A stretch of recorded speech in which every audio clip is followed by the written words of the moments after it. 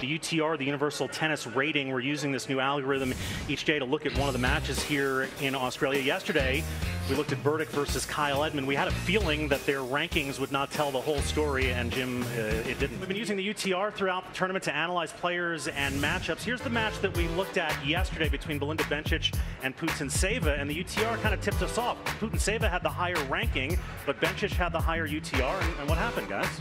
Well, what happened was UTR was right again. What matters is more current form rather than the last 12 months, and it showed again with Bencic beating Putintseva. UTR has been picking some dark horses. This was the UTR match from yesterday, and again, it was predictive. The guy with the lower ranking but the higher UTR got it done.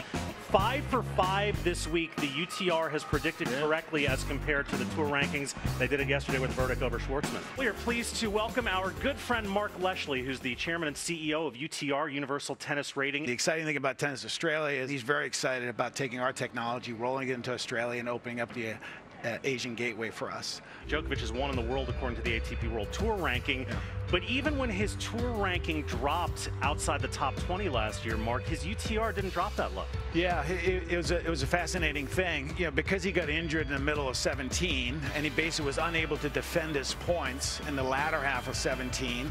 What happened, as you can see on the chart here, is that he entered into 18, dropping down on ATP, down to 14 entering the year. And you see here, as he entered Wimbledon, he was sort of in the low 20s on ATP, whereas he was in 4 on UTR. And sure enough, he came out of Wimbledon and had a hot streak again, and he was right back. So I think the net of what that really tells you is that he was never a 20 player in the world. He was always top 10. He was probably even top 5.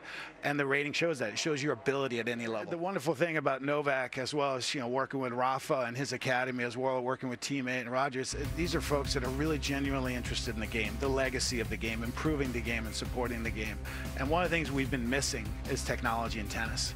And so what he's so passionate about is figuring out how do we innovate and continue to evolve as a game to bring people into the game.